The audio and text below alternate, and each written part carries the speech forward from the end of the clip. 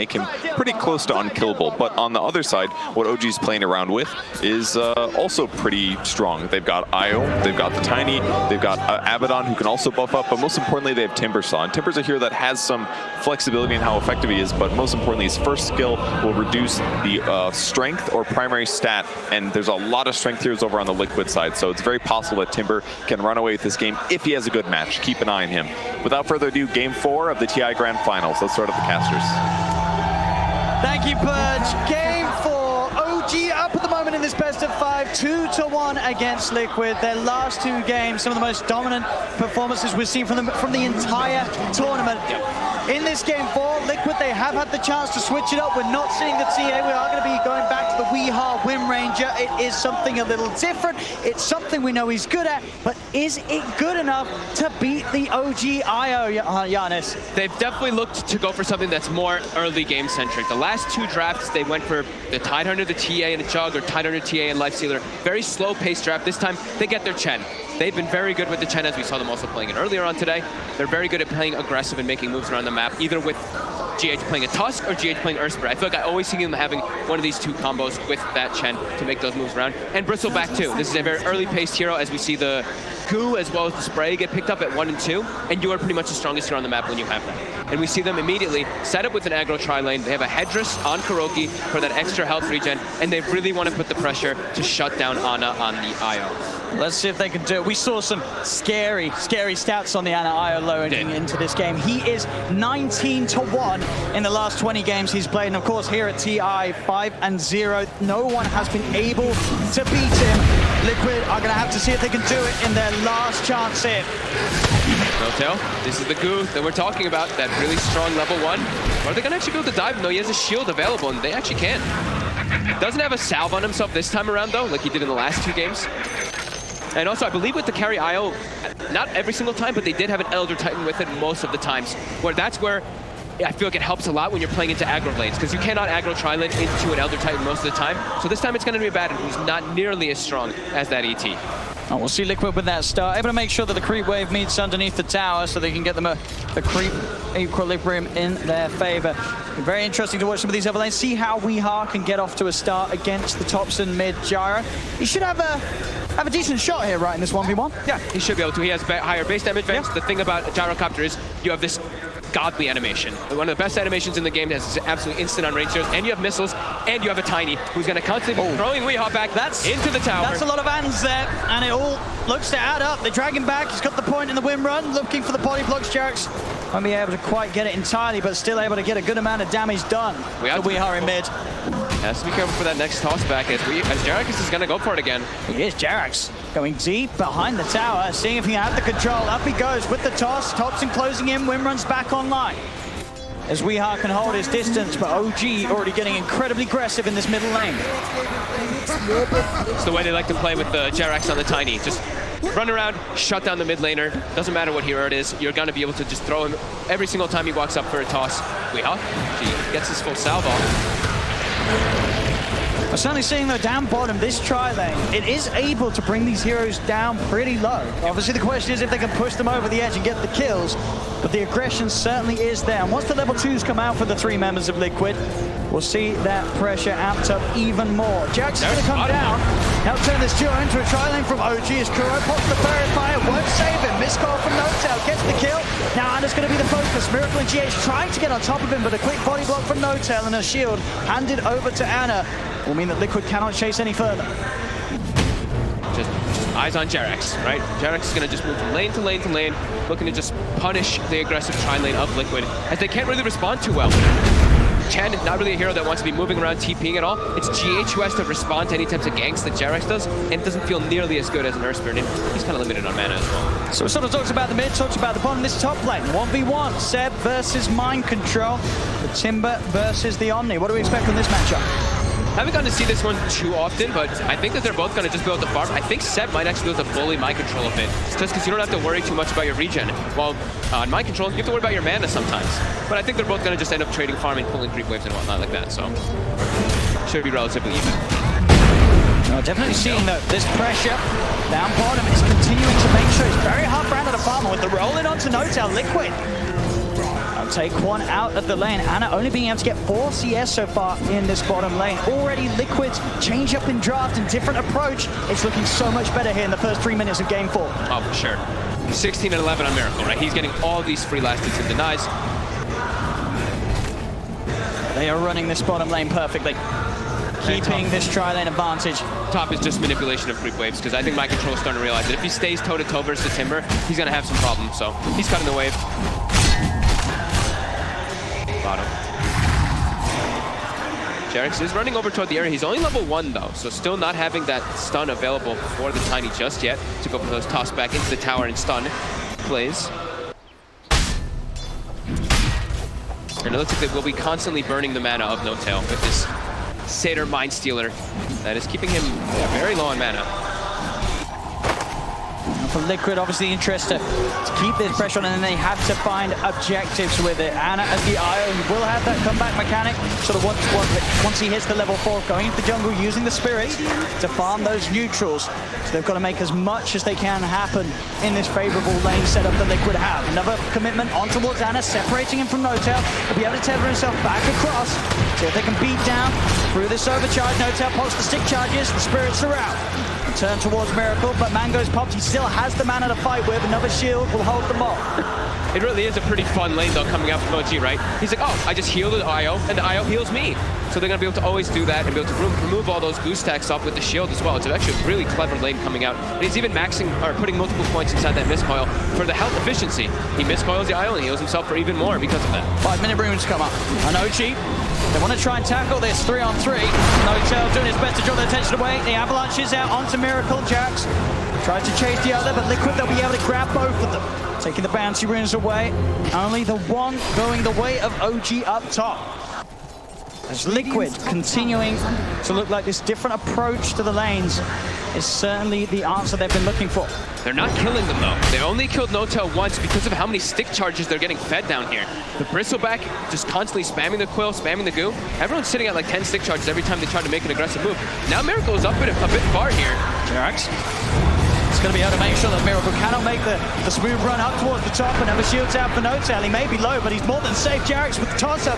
GH pops the stick charges. He's trying to escape NoTail, keeping on top of him. That Aphotic shield's going to pop soon. It may not even need to. GH is running. One more right click or a miscoil out. That'll do it. The shield pops. They get the kill. And it does fall though. Liquid getting the trade. Nice. He actually did not pop his magic one there. A bit too much damage coming in. I think the Alpha Wolf and the right click from the Chen caught him off guard how much it actually was there. But mid is the big one. These rotations from Jarex from earlier, Thompson has over a full level advantage onto Weehan. He's struggling. 34-13 to the 19-4. This animation and just getting that extra rate fan early really coming into play. And bottom. Roll out for GH, but a great toss from Jarex keeps Ana on top of the Earth Spirit. Spirits are out though. So the damage looks like it may not be there unless they can keep the vision, and they can. Tossed in, stick charge pop though. GH has got Miracle by his side. They won't be able to dive for him, and Liquid keep them all alive. But, so they've done a good job bottom of making sure that Miracle's farmed. Thompson though getting aggressive top onto Mind Control. Should have Radiance chase this one, but they're kind of out of mana. They popped the Shrine for some mana for the Timber, but Mind Control will be fine. Liquid being forced to use their bottom Shrine too, because the one thing that they're doing, they were putting pressure on and they were getting good farm, but the sustain that's actually coming out from this bottom lane is just too much for them a bit here. As Ana is starting to get this farm built up to those 20 last hits. Radiant's middle tower is under attack. The mid lane seems to be the focus for Liquid. They've left Miracle alone. They're trying to collapse in onto Thompson. Thompson gets the cooldown off, but the Hellbear smashes in with the clap. Liquid making these moves around Kuro and his army. Getting the pressure on, catching out Thompson mid. Got to keep this tempo up. They're starting to really show that they have within them what OG's been bringing in the first 7 minutes of the last 2 games. They can match this tempo. And look at Miracle, but down bottom, even pulling away these 2 heroes, even though they do have all their wand charges built up now to up to 17 as well.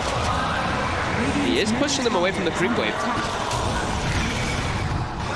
That double sustain though coming into play.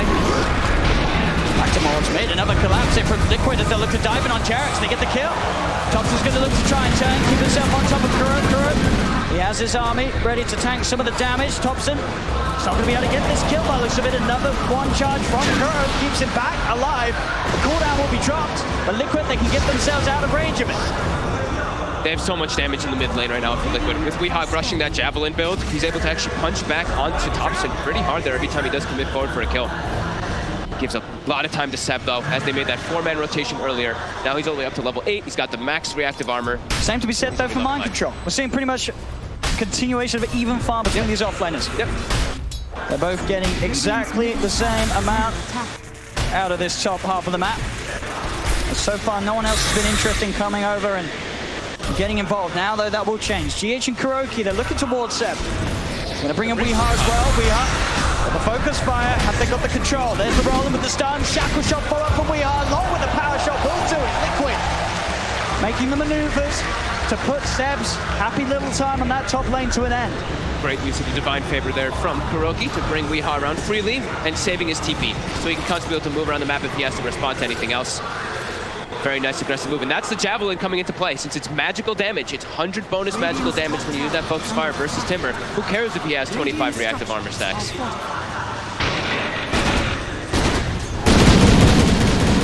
They get themselves a decent amount of pressure on the tower too. Getting it down to about 700 HP right now. Seb's going to come back in, make sure that tower doesn't fall too early. GH is already moving his way toward top. They don't have another Divine Favor to bring into the Wind Ranger. I feel like it's a hard kill without that damage that Weeha offers. Feels like an impossible kill without Weeha. The three of them can only sort of sit to the side and watch as Seb farms the wave under the tower. Yeah. See what their intentions are with this move. 10-minute runes are going to come up. See if Liquid can keep a favorable hold of them this time. Mid lane's going to be the focus. TP's coming immediately, and he shackles the shackle off actually before the missile connects. He's able to turn right click into Jarex. He's tanking the tower to Jarex. Lines of the power shot. He's not going to be able to find it though. Doesn't get the angle, and Jarex, he can continue to walk away. Liquid are chasing.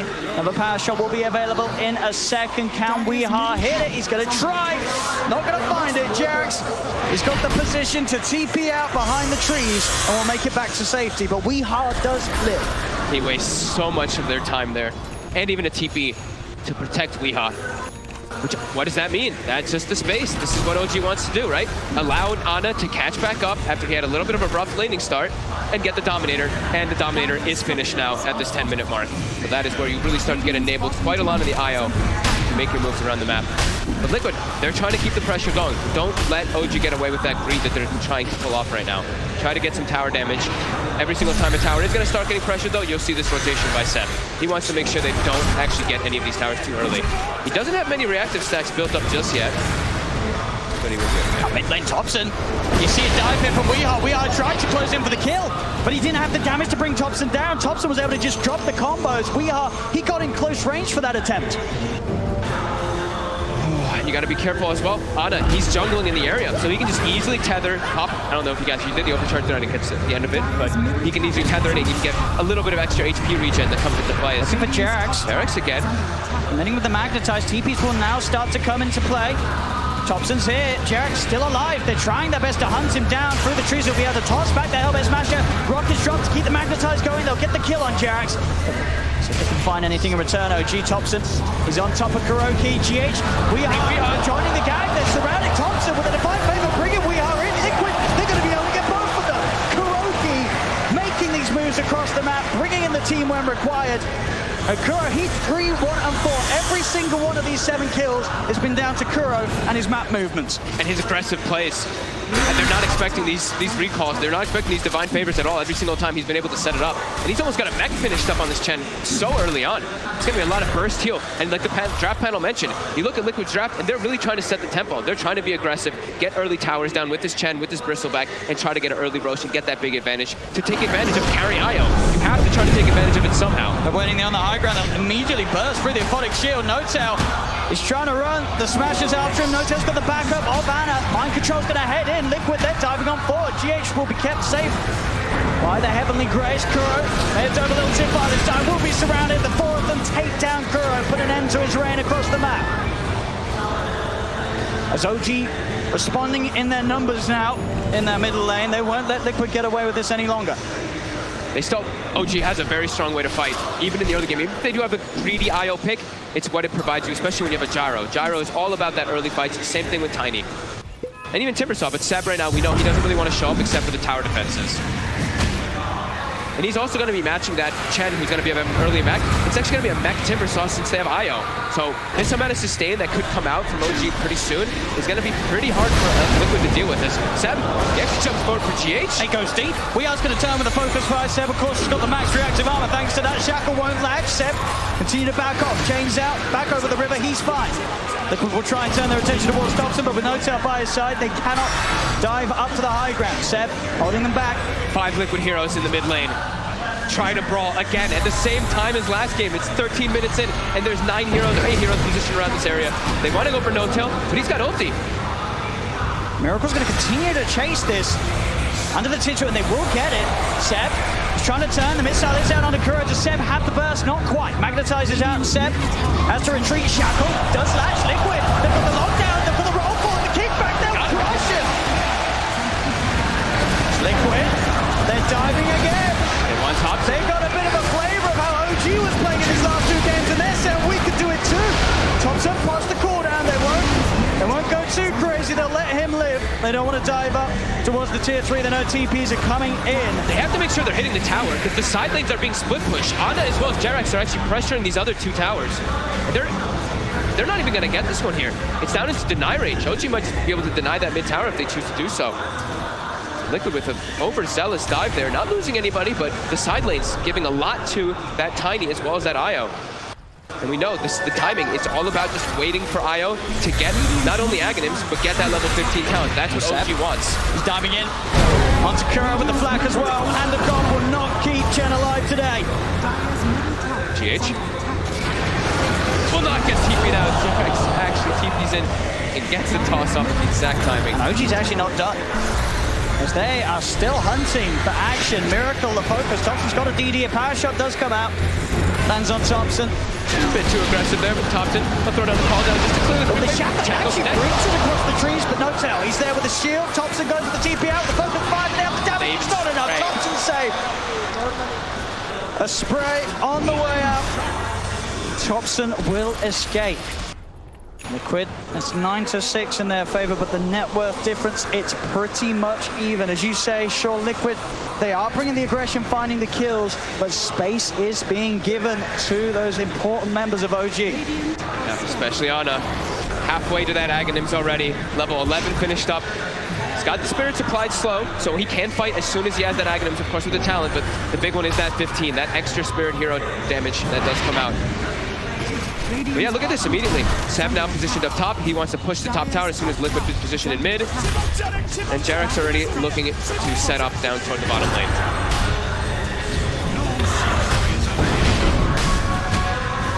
Liquid have to just get these towers.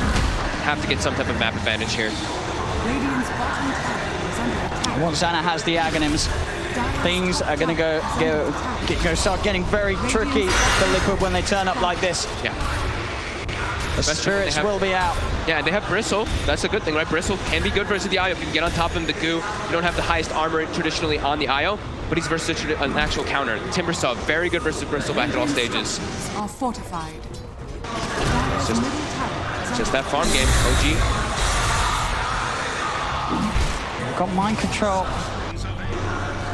Looking towards Seb up top, but it's hard really for these heroes without the shackle shot or GH getting a beautiful angle.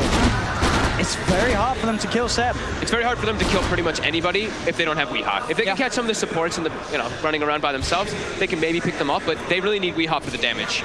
The rest of them do not really provide that at this point of the game versus what they're against. Magnetize can be good, but there's a lot of ways that they can deal with it. Not only with the tankiness of how they are, but also there's an Abaddon who can just remove it a lot of the times. Dire's top tower is under attack. And Seb, he could just get away with this, pushing this wave into the tier 2 every single time, knowing that sure, if Liquid do come for him, it's going to be so many of their resources that it's probably going to be worth it for OG to have Seb positioned that aggressively and for him to draw that much attention towards him. Thompson's getting space, Ana's getting space. Look at that build by Thompson. Diffusal gyrocopter. Wait, what? Diffusal. Gyrocopter, I just said it. Treads Diffusal Gyrocopter. Fancy that. Thompson So doing something I don't think I've ever seen this. kind of, I mean, it's interesting because it's going to provide a lot of like mana burn, which is going to be annoying for Liquid. Okay. It gives you a lot of agility, and it gives you ways to run around and chase heroes down, I guess. It's Liquid. different. They've got the kill swap, getting mobile again. They can transition this into a Roche. DD rune on the Bristleback, they've got Pipe. Yeah, they can easily do this one with the Medallion as well. However, OG, they know what's going on. They can look to contest this as well as, do they have the Aghanims finished up? It's almost there for Ana. And they're pinging it. They seem, now they're aware of it, but it looks like it's almost too low for them to contest with all this minus armor. As Liquid will get away with this one. And let's see what they can do with it. Aegis Pipe, they have those early tools to start making moves. Start looking towards some of these tier 2 towers. Ags is complete now on the IO. So Ags IO finished, and we're about to hit 20 minutes. So I'm assuming that OG's gonna buy the tome, give it to that IO so he gets the extra spirit damage. Liquid, they gotta group up and try to get something big here. They gotta catch out these backlines heroes. They really have to get on top of the IO with a nice shackle shot for we got to focus firing. They have to control and stun the IO. Hunting for Ana. I won't quite find, but no, definitely, yeah, thinking about it, this Diffusal Blade, I see what you mean. It does make sense, right? There is, you look at what, Miracle and Mind Control in particular. They're completely dependent on their mana. And they're dependent on the fights being drawn out, right? Yeah. They revel in situations where the fight continues. And sure, they can't kill them quickly necessarily, OG, but Thompson, he can burn, he's going to take their mana away, and they're going to be essentially some of these useless, tanky targets on the front that OG can then ignore and look for the more volatile kills. And he's acting as this like super frontliner. And Bristleback is a hero that if you don't have mana, you don't have damage. So if he's just going to be burning the Bristle, I can see it. You know, I can see it. And he's super farmed, and look how tanky he is. 2,000 HP on the Gyro. There's going to be an MKB finish now for Weehaw, so his damage is going to be very high as Sem's getting slowed down. He's got greaves available, but he's getting burst. I mean, they're bringing him low. He's got the shield. Now he'll be able to turn. Cooldowns drop down by Thompson. And here we have it. Mana's gone. He's able to pop the stick, get him a fair bit of it back, and he's able to head back in, pushing OG back behind the racks. They're getting a good amount of damage onto this tier 3 tower. Liquid. They push on. On IO. That spirit hero damage is there now. Ana gonna join the fray finally. There we have it. Miracle's mana. It's pretty much entirely gone by Thompson's motion. Look for GH. Oh, he can't get out. There's no mana. GH. He's dead. And now OG, they have that numbers advantage for this defense. They'll try and change the ball. Thompson, the run behind, brings Miracle down. Then the shackle turnaround. They're looking for Jarek. Jarek's backing away. Thompson focusing Miracle. Miracle's still out of mana because of this diffusion. Jarek, he's able to cover the GA is out. We are all for them. The magic damage is there for Thompson. Miracle's trying to run. Another stick charge pop, but Jarek can shut him off. In fact, Jarek, he's ready to try and look for more potentially. There's only the once. Thompson, he's on top of Crow. Another cooldown there. The toss back into the combo. Jarek, they're all getting picked apart as Mind Control falls. Miracle is surrounded, and they're all able to get this as well. OG, they will hold. And they're even taunting. They toss him to the dragon. Holy crap. Thompson, the diffusal. The diffusal is absolutely working for all their mana. But I don't think anyone would have expected to see Gyro, the deciding game. The Diffusal Blade Gyro, it is perfect for this point of the match. He just did an insane amount of damage, frontlines the entire time, and then Ana just has free reign to get all that spirit hero damage, and it's back completely the other way, and it feels like the control is just gone for them. What do you do? When your mana's gone, what do you do? Oh my god. OG starting to take over the game completely here. Showing new ways to play the game at this incredibly late moment in the tournament. And now Thompson has an Aghanims as well, so not only is his regular hits going to be proccing that... yeah, he's going to be burning a lot of that. And then just moving into the base now, OG. They're pushing in, Flag Star supports, they put back a focus Miracle. Miracle, looking at himself, out and away, the missile is out, they're trying for the heals to save him, but Miracle's dead. Jackson's in with the combo, they'll bring down GH.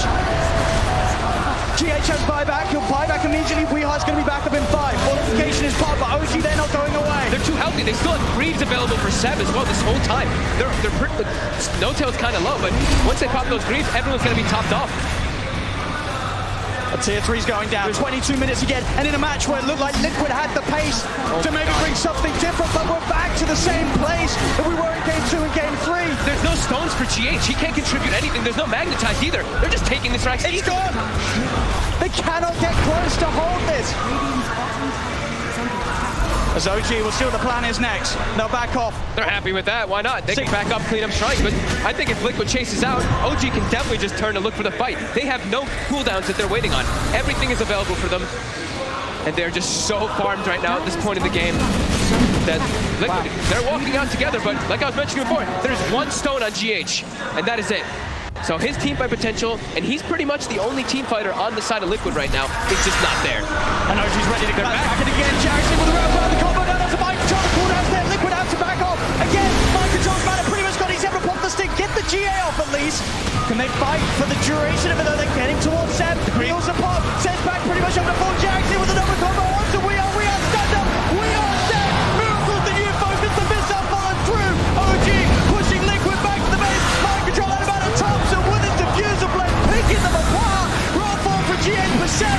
Cuts him down. Also Abram. Double kill. They're pushing on OG. Liquid getting forced back to the base. And Liquid have nothing. They have nothing to offer from. They're just giving, look at this, they're driving bout in TI finals. They want Kuroki in the fountain as well. They're gonna get it, they're chasing Miracle as well. Oh my god. I can't believe this. I can't believe what we're seeing in this game 4. OG, you thought you saw it all in Game 2. You thought you saw it all in Game 3. There it is. Gone. OG, two-time TI champions. They've done it, folks. And in what a fashion. These last 3 games didn't even seem close. Liquid, they had something going for themselves, but then they hit the brick wall. OG is the best team in the world. They are on a completely different level. No question. They are so far ahead of anybody else that plays this game for a living.